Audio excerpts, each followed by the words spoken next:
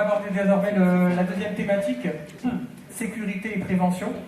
Alors c'est vrai que, c'est une anecdote personnelle, mais quand on est arrivé dans notre quartier au Bois-Jauny, j'ai été frappé par notre voisinage qui nous a immédiatement parlé, qui nous a dit leur inquiétude vis-à-vis des cambriolages et des vols à domicile.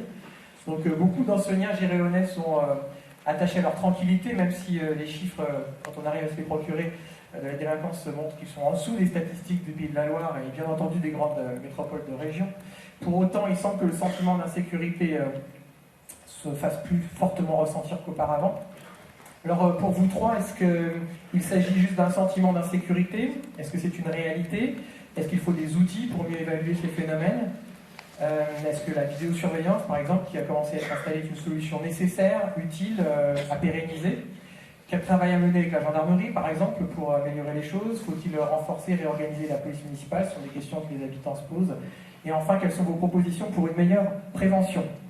Cette fois-ci, c'est Monsieur Landrin qui commence, puis Monsieur Auron et Madame Poirier. Alors la sécurité est ma préoccupation première, ainsi que celle des habitants d'Ancy-Saint-Géréon. Ces problèmes d'insécurité et d'incivilité n'échappent pas à notre commune. Vous en avez été témoin, vous l'avez lu, les événements récents Place de la République ou aux Arcades et plus récemment au Pressoir Rouge, trafic de stupéfiants sur le quartier Chouvain et Corderies, mais c'est surtout les petites incivilités du quotidien, les tags, les dégradations, les dépôts sauvages, les stationnements sauvages. Il faut savoir que les incivilités, on peut les estimer à peu près entre 80 à 100 000 euros par an à la charge de la collectivité. Eh bien tout cela doit cesser, il en va de l'image de notre ville. La sécurité est un droit pour chaque habitant d'Ancy-Saint-Géréon, quel que soit son quartier et son village. C'est une condition essentielle pour que notre commune préserve ses atouts, notamment son cadre de vie apaisé et son vivre ensemble. La police de la ville est ma responsabilité en tant que maire. Une fois élu, je prendrai les décisions qui s'imposent tout en ayant une vision ouverte. Vous me connaissez, je ne suis pas l'adepte du tout sécuritaire. Je porte une politique efficiente, pragmatique et humaine. Elle sera fondée sur l'équilibre prévention-sanction. Avant tout, c'est amplifier la prévention au quotidien. J'ai la ferme intention d'accentuer les animations de proximité dans les quartiers. Ainsi, dès que je serai élu maire, je lancerai le recrutement d'un nouvel éducateur-éducatrice au service jeunesse. J'amplifierai les actions de prévention en m'appuyant sur les acteurs locaux de proximité, que ce soit les réseaux d'acteurs jeunesse, le REAGE, les réseaux d'aide et d'écoute, le service addictologie, en partenariat avec les agents municipaux dédiés, police municipale, les animateurs jeunesse, sport et scolaire. Mon objectif est de mettre en place des actions de prévention au plus proche du public concerné. Je veillerai aussi à sensibiliser et à former les personnes âgées à la prévention et à la sécurité routière, mais aussi les jeunes, en particulier sur les nuisances sonores. Enfin, en direction des CM2, je veux mettre en place un passeport du civisme pour les forger à la citoyenneté. Ils auront à réaliser tout au long de l'année scolaire 5 actions minimum qui tournent sur protéger, porter secours, se déplacer en toute sécurité, s'impliquer dans les actions solidaires, parrainer un aîné ou encore agir pour l'environnement. Et chaque action est portée par un ambassadeur. En face de la prévention, il y a le renforcement des moyens pour garantir la sécurité de tous. Pour cela, je l'ai déjà dit, je veux doubler les effectifs de la police municipale d'ici la fin du mandat. C'est-à-dire que nous passerons de 4 à 8 agents. Cela permettra une action plus forte et efficace en matière de prévention, de sécurité et de salubrité publique. Mais je veux une police municipale de proximité, au plus proche de nos concitoyens. Je vous l'ai dit, le lien étant l'ADN de notre programme, cela passera par plus de présence dans les quartiers, dans les villages, au contact des commerçants, des artisans. Je tiens aussi à mettre en place une politique de sécurité afin de renforcer le lien entre la police municipale et la gendarmerie. Cela se fera en partenariat avec le conseil consultatif de secteur et le conseil des sages, j'en parlerai tout à l'heure. Je veux que notre politique de sécurité soit au plus proche du quotidien des habitants. Il faut bien prendre conscience qu'actuellement, 60% des missions de la police municipale sont des missions régaliennes. Vous y ajoutez les récupérations, vous voyez que c'est une évidence que l'effectif actuel n'est pas en adéquation avec la taille de notre commune, et surtout aux missions que je compte leur donner.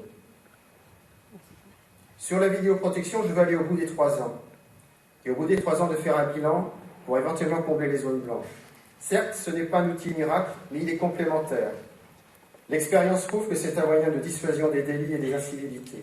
C'est un outil précieux pour la résolution des affaires grâce à la transmission d'images aux forces de police et de gendarmerie. L'arrestation de la personne qui s'est introduite dans la boulangerie à Saint-Géréon ces jours derniers a pu se faire grâce à la vidéoprotection. Et face aux incivilités et aux dépôts sauvages, je veux créer une police verte. C'est-à-dire j'associerai l'agent en charge de la collecte des poubelles et des dépôts sauvages avec un policier municipal qui sera assermenté pour ouvrir les sacs et ainsi verbaliser. Actuellement, 2 ou 3 agents de la ville se consacrent à plein temps à la propreté de la commune, et notamment au balayage des rues et au relevé des 250 poubelles publiques sur la ville. Ça leur représente plus de 4 tonnes par semaine, avec des pics à 1 tonne par jour. Mais tout n'est pas négatif. Le poids annuel des ordures ménagères est passé de 230 kg en 2009 à 110 kg actuellement, et la part des produits recyclables atteint désormais 30 kg par habitant. Vous l'avez compris, ma vision de la tranquillité publique sera fondée sur l'équilibre prévention-sécurité. Pour cela, ni laxisme ni simplisme, mais des propositions concrètes, rapides et cohérentes. Se sentir en sécurité dans sa ville est la première des libertés. J'y veillerai en tant que maire, c'est la condition indispensable pour tisser des liens qui nous rassemblent et du vivre ensemble.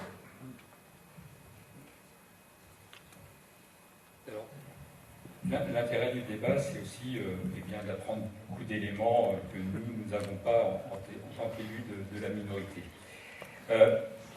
Il y a un mois, j'ai été interpellé par l'Union locale des anciens combattants, par le Souvenir français et puis un représentant de Téléthon, sur le fait que le respect des biens et des personnes, selon eux, est aujourd'hui menacé.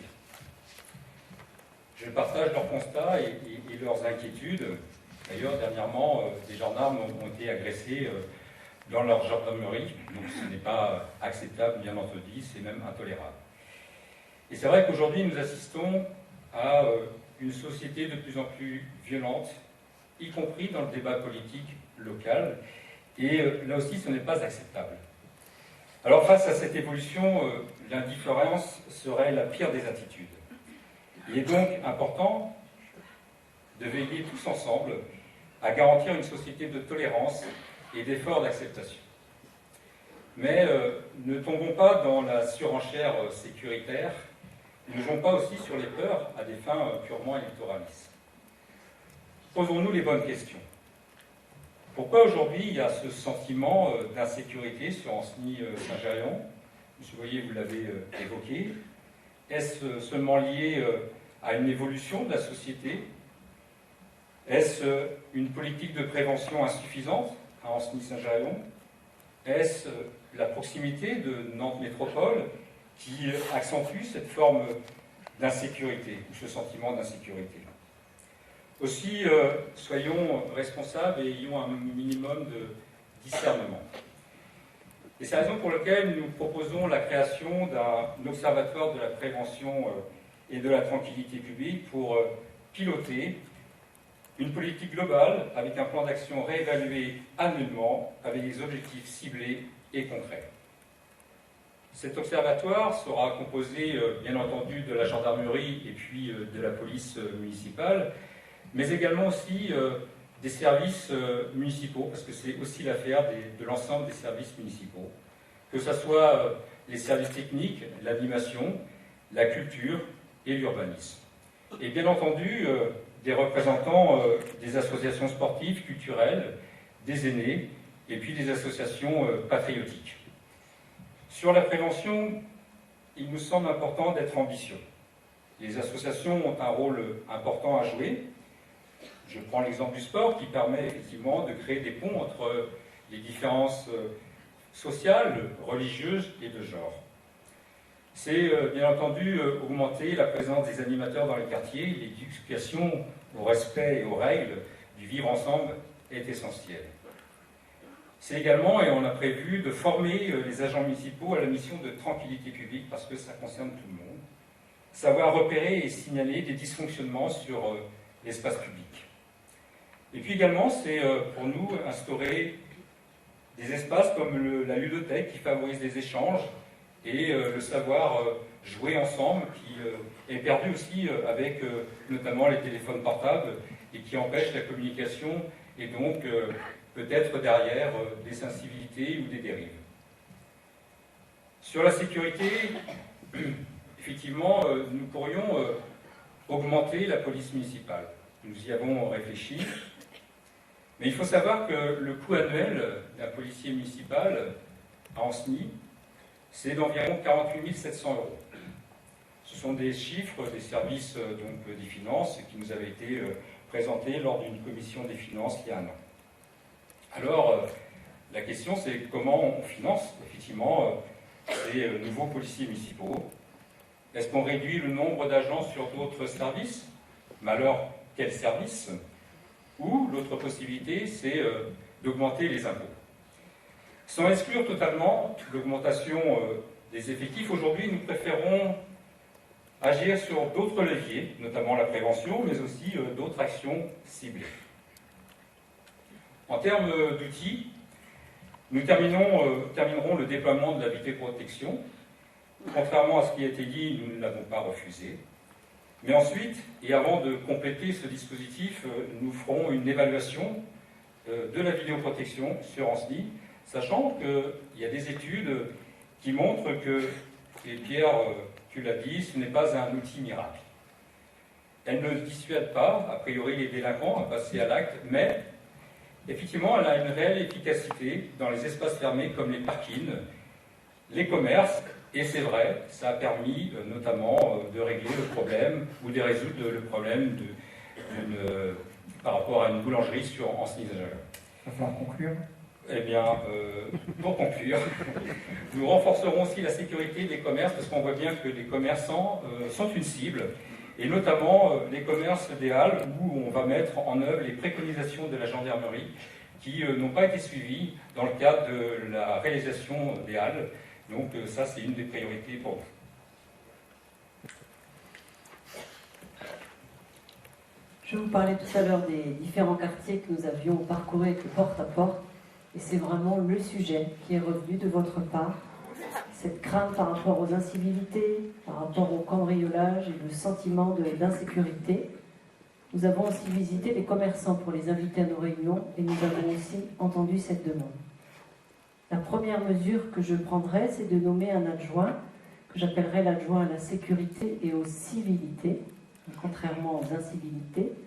Vous l'avez vu dans la presse, c'est donc Olivier Binet, qui est un ancien chef d'état-major départemental de la police nationale, qui avait donc un droit de réserve, un devoir de réserve quand il était en fonction. Il a maintenant quitté ce poste. Il est prêt à mettre ses compétences professionnelles au service de la commune d'Ancenis-Saint-Géréon. Il a plusieurs propositions justement à nous faire sous la responsabilité du maire. Par rapport aux incivilités, il y a effectivement un travail de prévention, mais également un travail de sanction. C'est ce qu'on nous a demandé. Donc dans notre programme, nous proposerons à la fois de prévenir, mais également de sanctionner les incivilités en renforçant les moyens de la police municipale. On pensait par exemple, alors c'est à discuter avec eux également, mais pourquoi pas les équiper de vélos électriques, parce que la ville est quand même avec différents endroits un peu compliqués, mais pour être au plus proche. Quand on a fait du porte-à-porte, certains nous ont dit, mais on connaît le quartier où ça deal, et à quelle heure ça deal, à quel endroit c'est, etc. Donc c'est vrai qu'on peut renforcer une présence plus mobile de notre police municipale, par exemple, avec ce moyen-là. Olivier Binet se propose également de définir un schéma global, police municipale, gendarmerie, élus référents et habitants, avec en particulier une expérience qu'il a déjà testée dans sa vie professionnelle, avoir une réunion hebdomadaire, police municipale, gendarmerie. Sur Nantes, ça lui prenait 1 heure, donc on peut imaginer que sur Ancenis, ça sera beaucoup plus court, mais c'est le principe d'avoir un rendez-vous hebdomadaire pour adapter les missions de la police municipale, les différents circuits, et tout ça en concertation avec la gendarmerie. Pour vous, habitants, vous m'avez aussi donné des exemples en disant qu'on ne sait pas qui appeler entre la gendarmerie, la police municipale. Donc, vous donnez un moyen simple, soit un document papier, soit le site de la mairie, pour que vous puissiez d'abord connaître les numéros, et ça peut-être que vous les connaissez déjà, dans tous les cas, connaître leur mission, et qu'elle soit bien définie. Et c'est bien avec ce travail de plan global de sécurité qu'on pourra redéfinir et vous communiquer les missions précises de chacun. qui est de la vidéoprotection, ce que proposait aussi Olivier Binet, donc on continue le renforcement, le plan qui est prévu aujourd'hui par la ville d'Ancenis-Saint-Géréon, mais il nous indiquait que la délinquance se déplace. Donc il proposait d'ajouter également des caméras mobiles qui pourront, par définition, être mobiles et être situées, vous voyez, hein, même nous qui ne sommes pas des spécialistes, quand on est allé en porte-à-porte, on a eu vraiment des précisions de lieux d'incivilité, de lieux malheureusement aussi plus graves. Donc voilà, cette possibilité d'avoir des caméras mobiles. Dans ce thème de sécurité, on nous a demandé aussi de reparler de la prévention. Donc nous proposons, nous, la création d'un poste de médiateur qui fera le lien entre les familles et l'univers judiciaire. Nous ne sommes pas simplement dans la sanction, dans ce renforcement gendarmerie, police municipale, mais aussi dans la prévention et le soutien aux familles. On le sait, là c'est pas en porte-à-porte, c'est de manière plus confidentielle, mais certaines familles sont désemparées devant leurs enfants, jeunes ou un peu moins jeunes, qui ont des démêlés, j'allais dire, avec la justice. Ce poste de médiateur sera important pour soutenir ces familles. Et enfin, la prévention est maintenant au niveau de la COMPA, mais nous continuerons ces missions de prévention des addictions et sensibilisation dans les collèges et les lycées. Je vous ai indiqué tout à l'heure que j'étais prof à Saint-Joseph, et ici au collège-lycée Saint-Joseph, et c'est vrai que j'avais la double casquette finalement. J'étais enseignante là-bas et adjointe au sport, et j'ai pu profiter moi-même avec mes élèves de ces temps de prévention auprès d'eux. Et vraiment c'est très riche, puisque c'est pas simplement un cours au milieu d'autres cours, mais c'est toute la ville qui propose cette démarche. Ils viennent d'ailleurs souvent ici au théâtre. J'ai un souvenir en particulier également de troupes de théâtre qui étaient venues préparer leur intervention, ensuite travailler avec les jeunes et puis faire ici une représentation. Il y a tout ce travail qui est important de continuer. C'est en lien avec la COMPA, puisque les élèves de collège et lycée, évidemment, dépassent de beaucoup nos propres enfants d'Ancenis-Saint-Géréon. Une action qui avait été menée aussi, je me souviens, auprès des éducateurs et des coachs des équipes sportives, des clubs sportifs. Ils sont demandeurs. Si vous êtes comme moi, quand on a des enfants sportifs licenciés dans un club, ils passent parfois plus de temps libre dans le club qu'à la maison.